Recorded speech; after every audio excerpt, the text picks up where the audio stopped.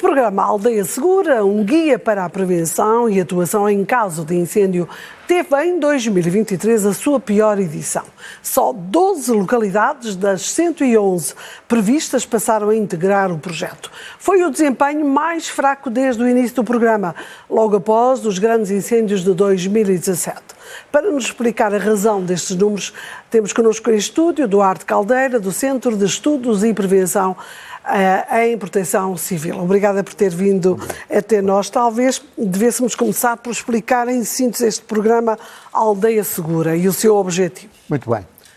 Em 2017, após os incêndios que naquele ano tiveram o grau de dramatismo que todos conhecemos, foi aprovada a criação de dois programas. O programa Aldeias Seguras e outro programa designado Pessoas Seguras. O programa Aldeias Seguras visa trabalhar os aglomerados populacionais relativamente à proteção florestal, nomeadamente fazendo, digamos que, uma gestão dos combustíveis que envolvem as aldeias de modo a diminuir o risco de incêndio.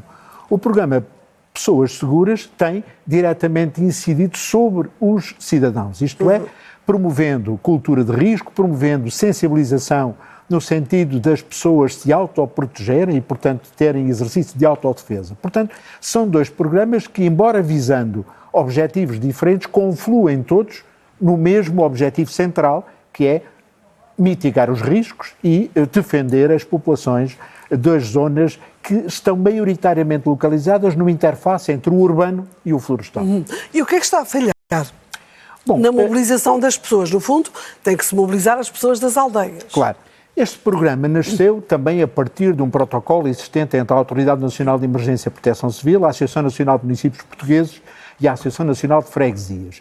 Isto no pressuposto de que o êxito deste programa está muito dependente da sua envolvência e da sua dinamização a nível local.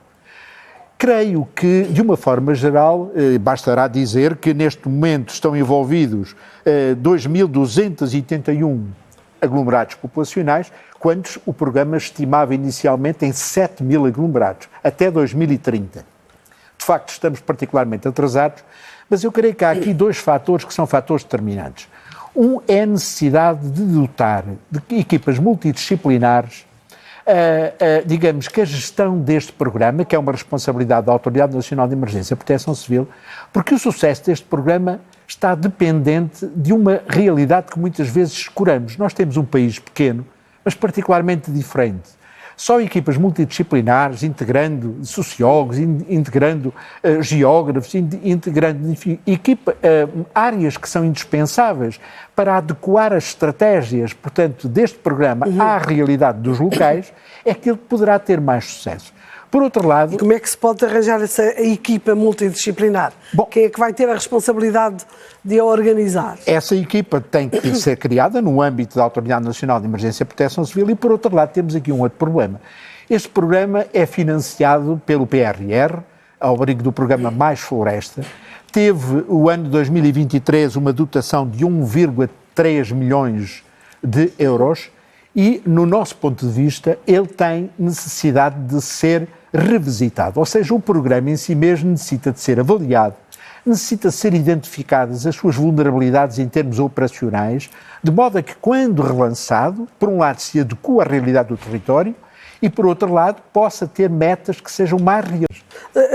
Duarte Caldeira, a falha também tem a ver com essa desadequação? Acha que com o tempo, de facto, tem que haver aqui um ajuste? Inevitavelmente que todos os programas, todas as estratégias que tenham como alvo pessoas, não podem deixar de quando em vez ser avaliadas e corrigidas as trajetórias e as estratégias que são seguidas e que são escolhidas e selecionadas. Este é um programa muito importante. Vale a pena sublinhar que estamos a falar de dois programas que, porventura, são uma das mais importantes lições dos incêndios de 2017, identificadas por múltiplos relatórios feitos na ocasião, e embora os seus resultados sejam singelos, eles não deixam de, não retiram significado e importância ao problema. O que é feito mesmo. O que é um facto é que ele não tem tido o incremento que uma meta de 7.000 aglomerados em 2030, inevitavelmente teremos que dizer que é quase que impossível que vir a ser atingido. Então, O que é que se pode pretender? O que é preciso mudar? Exatamente. O que é preciso mudar? Em primeiro lugar, porventura, reforçar o investimento financeiro ou orçamental neste programa. Em segundo lugar, criar uma equipa multidisciplinar no âmbito da Autoridade Nacional de Emergência e Proteção Civil, mas não necessariamente no âmbito deste serviço, coordenada por este serviço, que possa, a todo o tempo, fazer uma avaliação da aplicação das estratégias que estão a ser utilizadas, balanço da evolução dos dois programas no território nacional e depois, periodicamente, revisitá-lo. Ou seja, não custa nada, aliás, a estratégia assim o diz e o planeamento assim o aconselha. Sempre que há algo que nós queremos atingir com um determinado objetivo, temos que, quando em vez, periodicamente, revisitar as estratégias que estão em práticas e corrigir trajetórias, corrigir instrumentos de aplicação, corrigir instrumentos de execução. Não se pode abordar estes dois programas com burocracia. Porque as pessoas não se sintam, no fundo, abandonadas. Exatamente. Por outro lado, deixe-me sublinhar, Diana Aguiar, eu creio que um dos aspectos que tem estado a falhar é que não tem sido em consideração, não tem estado a ser considerado o necessário envolvimento da população. A população é o fator central do sucesso de um programa deste tipo. Eu diria até o mais, é uma pena que este programa tenha apenas como alvo as populações do interface urbano-florestal, porque nós não temos no país uma cultura de risco. Nós precisávamos preparar os nossos cidadãos, começando logo pelos bancos da escola, mas depois não descurando os outros setores da população, para lidar com o risco. É por isso que temos, em média, 60 mortes por ano em incêndios urbanos e residenciais, que temos mais de 500 mortos em acidentes na estrada. Nós temos uma necessidade urgente, e ainda não foi entendido isto por nenhum decisor político, de lançar um programa nacional de sensibilização e informação para o risco, que, obviamente, tenha como objetivo consciencializar as pessoas de que a melhor forma de se protegerem do risco é terem comportamentos de segurança. E isso aprende-se, isso ensina-se. O que é preciso mudar, então, para chegarmos aí? Olha, em primeiro lugar, talvez que os decisores políticos de qualquer governo estejam mais atentos àquilo que sucessivamente a comunidade científica e a comunidade técnica recomenda.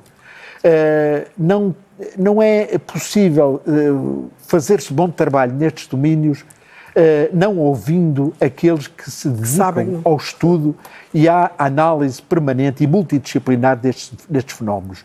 No dia em que os decisores políticos verterem para os seus programas de ação o conhecimento disponível, envolverem a comunidade técnica e depois façam avaliação em tempo útil dos resultados desse envolvimento, naturalmente que nesta matéria, como noutras, nós evoluímos significativamente ao nível das políticas públicas, em particular de proteção civil. Muito obrigada pelas informações que nos trouxe. Muito obrigada.